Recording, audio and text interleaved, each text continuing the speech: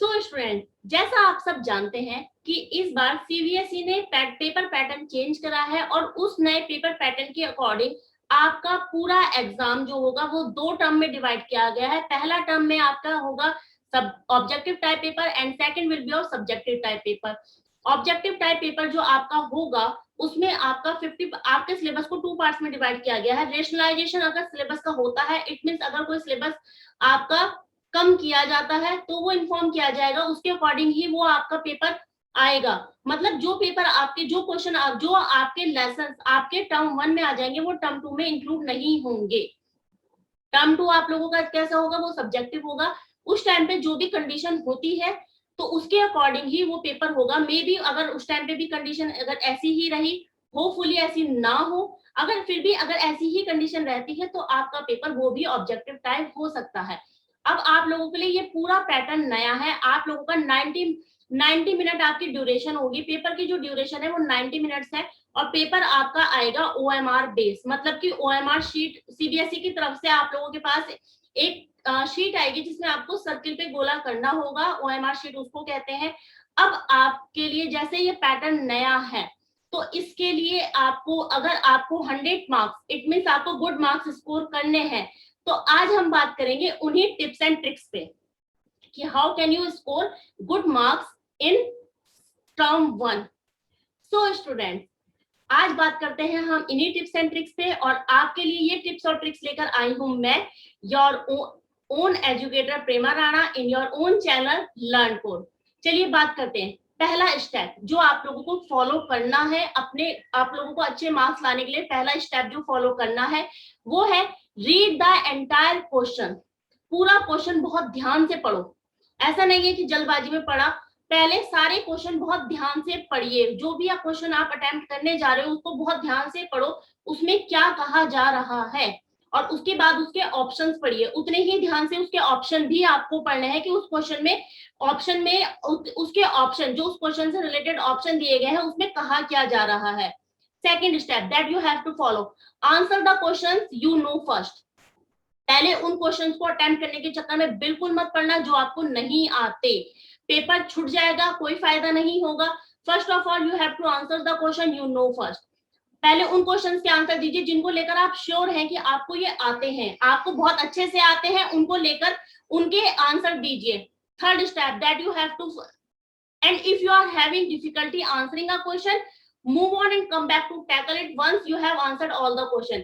अगर आपको किसी क्वेश्चन में कोई भी प्रॉब्लम होती है तो जस्ट मूव ऑन, आगे बढ़ जाओ, उसको बाद में टैकल करेंगे। जो भी क्वेश्चन आपका रह जाएगा उस पर बाद में फोकस करिएगा कि उस क्वेश्चन में क्या प्रॉब्लम आप लोगों को आ रही थी या क्या चीज समझ में नहीं आ रही थी। पहले उस क्वेश्चन में टाइम बिल्कुल भी आपको वेस्ट नहीं करना है। First of all you have to attempt the question that you know first. Okay, now the third step is, if you are not sure about the answer, eliminate answers। Most important thing, अब किसी answer को आपको नहीं आता है तो उसमें जय माता दी करने की जरूरत नहीं है कि जय माता दी अक्कर बकर ये सब करने की जरूरत नहीं है। Just eliminate the answers option, answer option को एलिमिनेट करिए। एलिमिनेशन होता क्या है, बहुत सारे बच्चों को ये नहीं पता होगा आंसर्स को एलिमिनेट कैसे करना है। So if you are not sure about the answer, eliminate answer option which you are 100% sure are incorrect। कुछ आंसर जैसे आपको ऑप्शन दिया, कोई क्वेश्चन है उसमें ऑप्शन दिए तो किसी ऑप्शन को देख के तो आपको लग रहा होगा कि नहीं ये तो 100% गलत है, ये तो हो ही नहीं सकता। तो सबसे पहले उन आंसर्स को निकाल दीजिए। अगर आपको फोर ऑप्शंस आपको दिए गए हैं और आपको फोर ऑप्शंस में आप पता है कि ये आंसर हो ही नहीं सकता, you are 100% sure that this answer is incorrect, तो उसको कंसीडर ही नहीं करना है। even when you believe you know the right answer, first eliminate those answer you know are incorrect। आपको आंसर पता है तब भी आपको उन आंसर को एलिमिनेट करना है जिसको आपको लेकर श्योर हो कि ये आंसर नहीं हो सकता। इससे फायदा क्या होगा, इसका फायदा क्या है, because it will ensure your answer choice is the correct. ये आपकी आंसर चॉइस जो आपने लगाया है, करेक्ट चॉइस जो आपने लगाई है वो आपका एंश्योर हो जाएगा कि वो बिल्कुल सही है। कई बार हम लोग जल्दबाजी में आंसर गलत कर देते हैं, ऐसा कुछ नहीं करना है। जस्ट यू हैव टू, जब while you will be attempting your paper, just calm down, काम रहना है, शांत रहना है और उसके बाद ही पेपर आपको अटेम्प्ट करना है।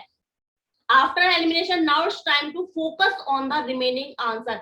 आपने एक बार सारे आंसर एलिमिनेट कर दिए जो आपको लग रहा है कि ये नहीं हो सकते, उनको आपने एलिमिनेट कर दिया। उसके बाद आपको फोकस किस पे करना है? फोकस करना है आपको रिमेनिंग आंसर्स पे। इससे आपकी ये आपके सही आंसर की चॉइस यानी कि सही आंसर्स की आपकी बढ़ जाती है कि हाँ ये आंसर ज्यादा करेक्ट हो सकता है। ठीक है, so after elimination now it's time to focus on the remaining answer. अब सपोज दैट आपके 4 आंसर्स में से आपने 2 एलिमिनेट कर दिए कि ये नहीं हो सकते, तो अब आपको फोकस किस पे करना है? आपको वो बाकी के 2 पे फोकस करना है, क्योंकि आप बार बार वो 4 के 4 ऑप्शन पढ़ते रहोगे तो आप कंफ्यूज होते रहोगे। तो कंफ्यूजन अपना सबसे पहले अपना कंफ्यूजन क्लियर करिए, क्योंकि 4 में चॉइस करना और 2 में से सिलेक्ट करना फिर भी थोड़ा सा आसान होगा। और आपने बुक पढ़ी है text to text line to line, तो इतनी प्रॉब्लम आपको फेस नहीं करनी पड़ेगी। Now the fourth step is select the best answer to the question being asked, not just an answer that seems correct. आपको वो आंसर सिलेक्ट करना है जो सबसे सही है, वो आंसर नहीं सिलेक्ट करना जो आपको लग रहा है सही है। इट मीन्स, बात का मतलब समझिए, आपको उस आंसर को सिलेक्ट करना है जो उस क्वेश्चन में पूछा गया है, आपको वो आंसर लगाना है। ये नहीं कि आपको लग रहा है कि ये आंसर हो सकता है।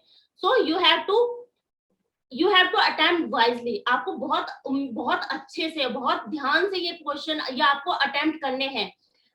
Now student, last and most important thing जहां बच्चे सबसे ज्यादा गलती करते हैं। अब आप सोच रहे होंगे ऐसा कौन सा पॉइंट है जहां स्टूडेंट सबसे ज्यादा गलती करते हैं? तो मैं आपको बताती हूँ सबसे ज्यादा स्टूडेंट गलती कहाँ करते हैं। Pay close attention to the words not, sometimes, always and never. आपको किन वर्ड्स पे ज्यादा ध्यान देना है? Not, sometimes, always and never. इन वर्ड्स पे आप ज्यादा ध्यान दीजिए, क्योंकि ये क्वेश्चन का मीनिंग चेंज कर देते हैं। अब आपसे क्वेश्चन पूछा गया है who is the prime minister and who is not the prime minister, तो अब आपका मीनिंग बिल्कुल अपोजिट हो गया। लेकिन अगर आप जल्दबाजी में क्वेश्चन पढ़ रहे हो who is the prime minister और क्वेश्चन पूछा गया है who is not the prime minister, तो कहीं ऐसा ना हो कि आप गलत लगा के आ जाओ। So read question very carefully, बहुत ध्यान से पढ़ना है और बहुत क्लोज अटेंशन देनी है ऐसे वर्ड्स पर।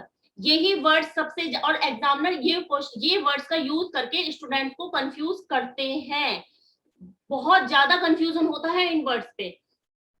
एंड स्टूडेंट, कुछ वर्ड्स और भी है, कुछ क्वेश्चंस और भी है जहां पर आप बहुत ध्यान से अगर आप कर रहे हो तो आप अच्छे मार्क्स स्कोर कर सकते हो। And when you encounter all of the above and none of the above, आपने देखा होगा आपके 4 ऑप्शन दिए हैं, उनमें से एक ऑप्शन आ गया ऑल ऑफ द अबव या किसी क्वेश्चन में आ गया नन ऑफ द अबव। तो ऐसे क्वेश्चंस में आपको क्या करना है? Do not select all of the above if you are pretty sure any one of the answers provided is incorrect. ऐसे क्वेश्चन पे अगर आपको लग रहा है ऑल ऑफ द अबव आया है और एक भी ऑप्शन गलत है, तो कभी भी ऑल ऑफ द अबव नहीं लगाना है, क्योंकि मतलब वो तो अगर आपका एक आंसर गलत है तो उसको लगाने का तो कोई मतलब ही नहीं उठा ना, फिर वो तो गलत हो गया। तो इन क्वेश्चंस पे बहुत ध्यान देना। The same applies for none of the above. None of the above में भी यही चीज अप्लाई होती है कि if you are confident that at least one of the answer choice is it means is not is true, अगर एक भी आंसर चॉइस ट्रू है तो आपका नन ऑफ द अबव नहीं लगेगा। एक भी आंसर चॉइस ट्रू होगी तो नन ऑफ द अबव क्यों लगेगा? नन ऑफ द अबव का मतलब हो गया ना कि इनमें से कोई नहीं। तो इन दोनों वर्ड्स के साथ आपको बहुत अच्छे से और बहुत ध्यान से टैकल करना है। सो स्टूडेंट, आई होप आपको ये ट्रिक्स पसंद आई होंगी and it will definitely help you in your exam if you focus on this tricks. आप इन ट्रिक्स के साथ क्वेश्चन करते हैं या आप इस ट्रिक्स के साथ आप पेपर सॉल्व करने की कोशिश करेंगे, it will definitely help you to score good marks. And if you like the video, do like, share and subscribe the channel and don't forget to press the bell icon button. And students, please share it with your friends also, उनको भी अच्छे number मिले, आप उनके साथ भी ये tricks share करिए।